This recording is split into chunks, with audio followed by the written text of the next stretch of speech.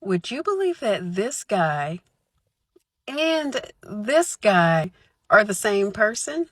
If you live in New Orleans, maybe you've seen him around. Although, if you have, I'd suggest that you probably run the other way. Either way, if you don't know who he is supposedly the vampire of New Orleans. Saint Germain was born sometime around the 16 or 1700s, but there are other reports of a man with these similar features dating all the way back to Christ.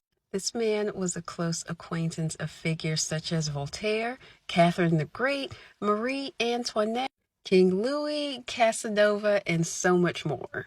There are some reports that even say that he was there when Jesus turned water to wine and was a part of the Council of Nicaea. There were reports of Saint Germain sightings all over Europe until 1784 when he died in Germany.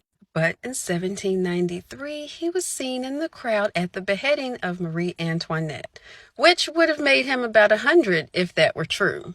But how did he get to New Orleans? In 1902, a man by the name of Jacques Saint Germain buys one of the most prestigious properties in New Orleans at the corner of Ursuline and Royale. It's said that he immigrated from France and was a descendant of Saint Germain. People who would party with him would often say they never saw him eat, only drink red glasses of wine. Jacques had been accused of attacking a young woman. The police gave him the courtesy of coming into the station the next day, but when he never showed, they decided to take a visit to his place. When they walked in, there was no Jacques. There was no furniture, no cups, no plates, no utensils, only wine glasses and remnants of something that appeared to be wine, until further testing determined that it was actually wine mixed with blood. In the 1970s, this man, Richard Chanfray, came forward as being the Count himself. He went on to tell a wild story that he was a vampire who had been living and just decided to roam and made his home in New Orleans. Although in 1983, Chanfray reportedly unalived himself in Saint-Tropez.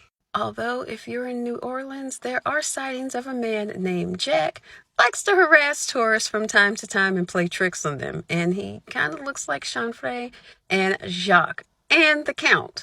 So if you're looking for your own interview with the vampire, you can call out for Jacques if you like. Meet him at the restaurant N7. Here they have a delicious plate of frog legs. Check the tag video for reference.